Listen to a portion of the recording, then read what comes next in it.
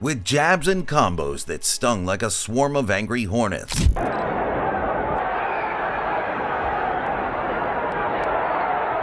And body shots that put livers in a grinder.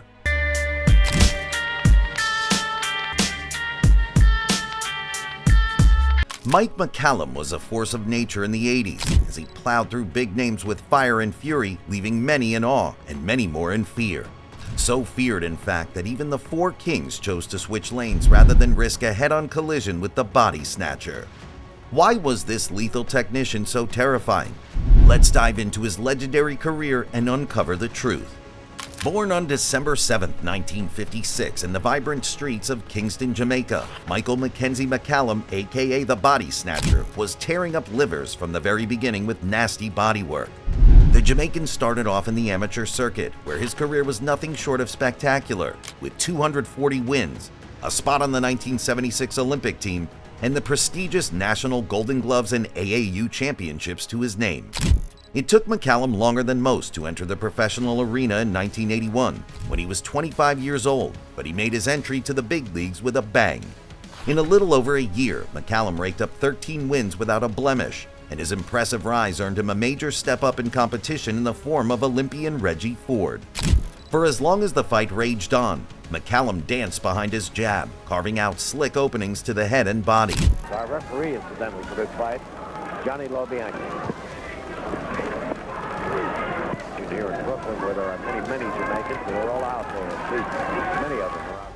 McCallum was like a predator waiting for the perfect moment to strike, and in just 4 rounds, he shattered Ford's defenses with a crushing knockout.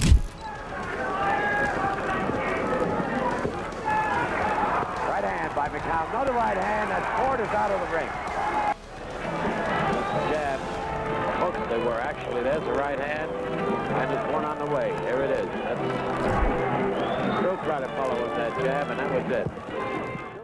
After a couple more commanding victories, McCallum found himself staring down yet another stiff test, this time in the form of the seasoned and dangerous Ayub Kaluli.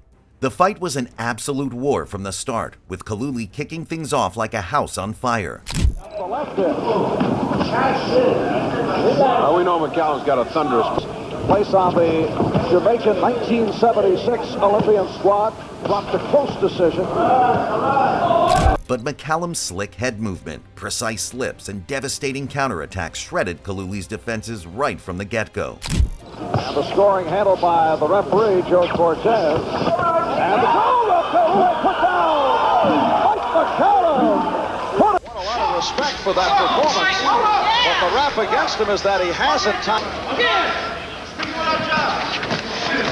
Although injury here, Kaluli, type of boxer will continue for several years fighting. Here that Mike McCallum certainly has not had any trouble with this left-hander. I mean, if this is the experience he needs to fight a left-hander, he's certainly getting it in golf. By round 7, the annihilation had reached its boiling point, and his corner mercifully stepped in to end Kaluli's suffering. Kaluli taking a beating in the 7th round. Well, as long as he keeps punching back, Marv, the referee cannot stop it, although heaven knows he's close to doing so. Cortez looking very sharply at the eyes of Ayub Kaluli, and he can't see him too good because there's a lot of red leather in his eyes. Final seconds, 7th round. We'll stay between rounds as Kaluli has been battered here. Okay, let him talk. All right. Yes. All over. As you saw the corner of Ayub Kaluli. By March 1984, McCallum was undeniable with a 21-0 record, and so his 22nd fight was for the vacant WBA junior middleweight title. His opponent was the sturdy Irishman Sean Mannion. McCallum began the fight by peppering Mannion with sharp jabs, feeling out the range and measuring distance. Once again, the left jab of Mike McCallum starting to go to work on Sean Mannion.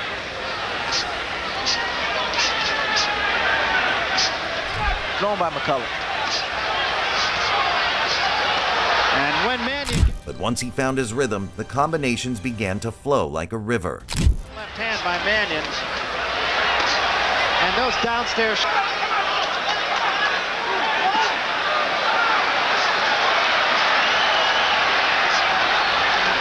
This is when Mannion needs to fire good right hand.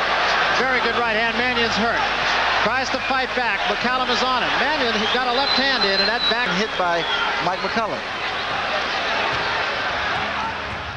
Inside, he fights well inside. On the outside, he's run into a lot of problems. And it's going to be thrown like a right hook.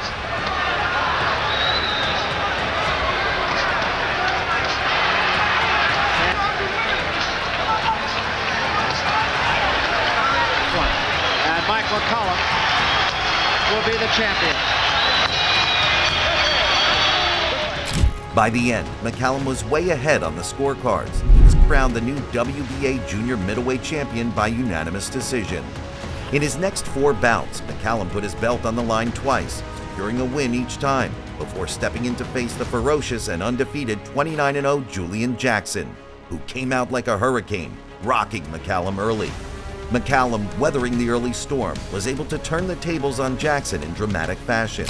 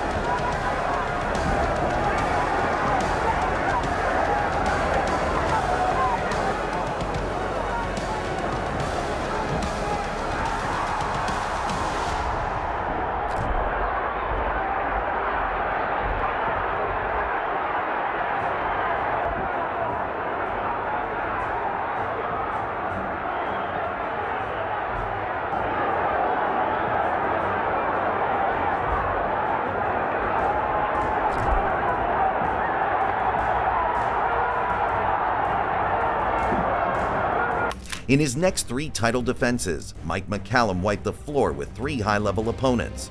His first of the 3 victims was Saeed Skouma, who was sent to the Darklands with a sledgehammer of a right hand.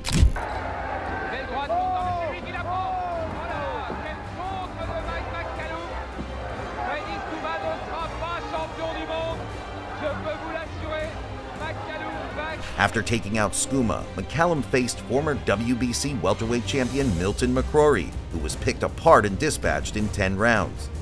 Station break back, and as long as he throws punches, TKO, Joe Cortez wisely stopping. With one challenge conquered and cast aside, another stormed into the ring to stake his claim. That man was none other than former welterweight title holder Donald Curry.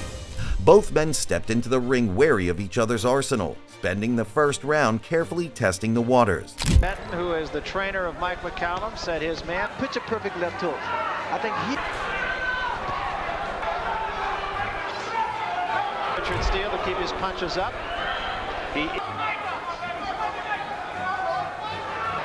And to prevent those headbutts, when you move down, what I like about Donald Curry relies on it. You can't stand directly in front of Donald. They both do. And a combination by McCallum. Left hand. Watch where he keeps it. The Monday Morning Blues. But you just Curry. Though McCallum managed to land his signature body shots, Curry seemed to maintain the edge. Yeah, that seems to be getting a little bit worse, too. We saw...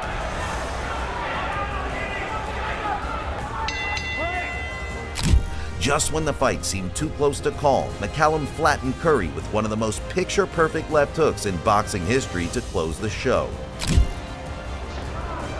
angles at all. He's directly in front of Donald. And there is a pin. It's all over, and Mike McCallum is the champion. To be going his way. A one-punch knockout is looking just as clean a shot I saw in the replay that Donald Curry's hands were down. Just exactly as you were saying a moment ago, he should. Almost a year later, McCallum moved up to middleweight to fight Sumbu Kalambe for the WBA title, but he ended up losing by a decision and suffering his first career loss.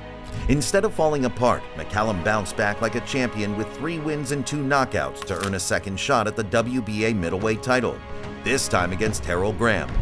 The fight was a tale of 2 halves, with Graham initially controlling the pace by outboxing McCallum and making him pay for every mistake.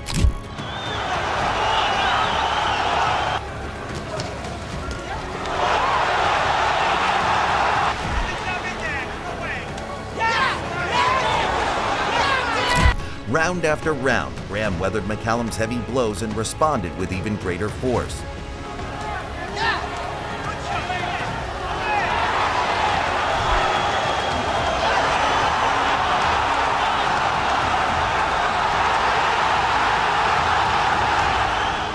And evaded strikes like he was from the Matrix.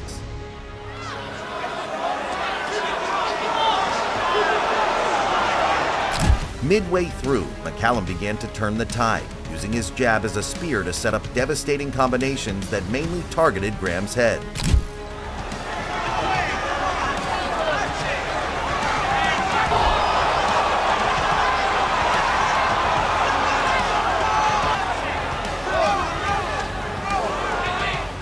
In the final rounds, McCallum went for the kill, chasing Graham down and throwing thunderous punches with the sole aim of securing a knockout.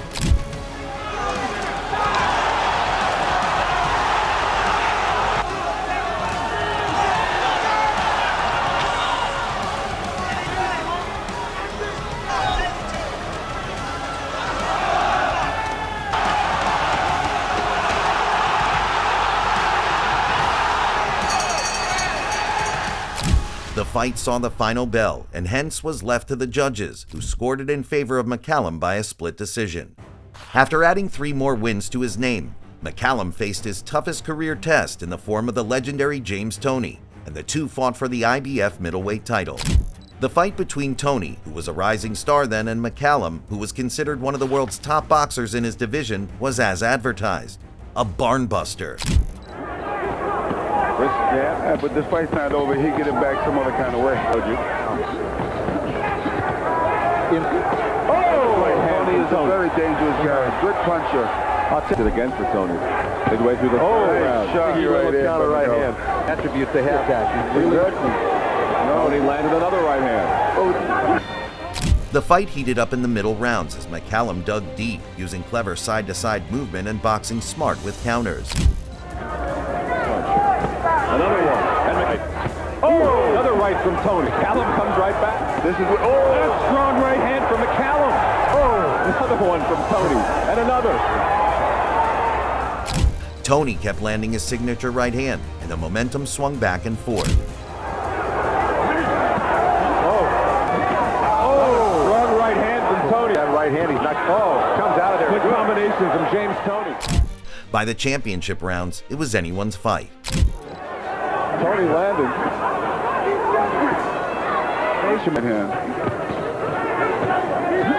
See, exactly. Did McCallum right hand. Tony tries to come back. Wildly. Nice move. Nice move. That was a dynamite left hook, Tony. Magnificent boxing here. Continues to use that jab midway through the 11th. Tony, he's doing it with that good jab he's using right now. Hand from Tony. The last 3-4 rounds here. Good cut by McCallum. Toney landed the cleaner and more powerful shots, with a left hook rattling McCallum midway through the final round. Right hand from Tony. And another right into the rope. He's got McCallum hurt badly, and he's still got a minute. And Tony goes after McCallum. Great show. You like to see McCallum hang in there. Another left from Tony. And another left hook. The fight ended in a split decision draw, leaving fans hungry for more and setting the stage for a rematch that promised to be nothing short of legendary. Is a draw. Let's hear it from both of these great fighters here tonight. The highly anticipated rematch between Toney and McCallum didn't come together right away, and both warriors had to prove their mettle by securing victories against other opponents first. But when the stars finally aligned, the bout billed as Once Is Not Enough became an instant classic. Much like their first battle, the rematch between Tony and McCallum was back and forth, with both fighters trading jabs and setting a fast pace. It's choice. I've been in kickboxing. Jimmy did in the first fight, but he's spurting right now. Left hand behind it is blocked. Tony with a solid left. There's a left. They respect each other, right, George? Once you have respect, you do have respect.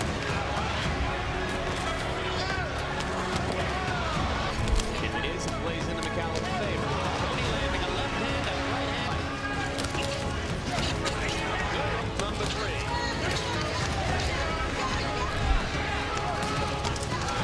Another right hand by James Tony. Tony with the right uppercut. McCallum lands a left and a right inside. The 2-5. Too good. Right hand over the top by a solid right cross that would have done some damage. Uppercuts inside for Tony land.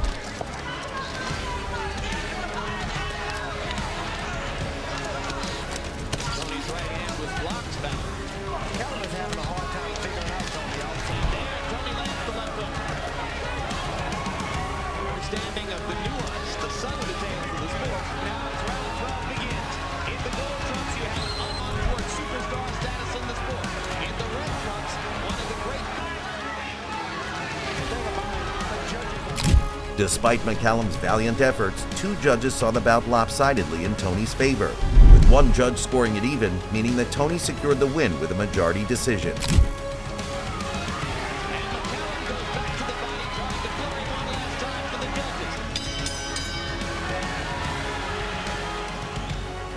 Though McCallum lost, he gave Tony the fight of his career, as Tony would later admit how the Jamaican was the toughest fight despite being in the twilight of his career.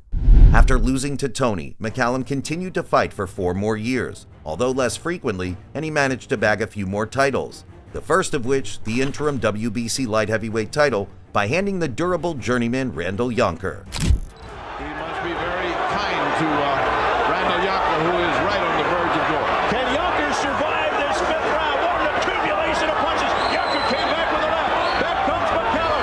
Back comes Yonker. And now Yonker in trouble again. And Joe Cortez has to throw him away. And he stops the fight. 4 months later, McCallum won the actual title by securing a unanimous decision win against Jeff Harding, before making his first title defense against Carl Jones with a 7th round stoppage. Continues to stand. Another combination by McCallum to the face of Carl Jones. Hard right hand by McCallum. And now O'Connell steps in. McCallum suffered 3 defeats in his next 4 bouts, 2 of which came against elite opponents like Roy Jones Jr. and his old rival James Toney. By then, the Jamaican Body Snatcher realized the sands of his prime had slipped away. In 1997, McCallum hung up his gloves, leaving a legacy as one of his era's best and most underappreciated fighters, who many boxing enthusiasts believe was strategically avoided by the legendary 4 Kings: Roberto Duran, Marvelous Marvin Hagler, Sugar Ray Leonard, and Thomas Hitman Hearns. Where do you think Mike McCallum ranks among the all-time greats of his era? Feel free to leave a comment to reminisce on the career of this forgotten fighter. Thanks for watching, and we'll catch you next time.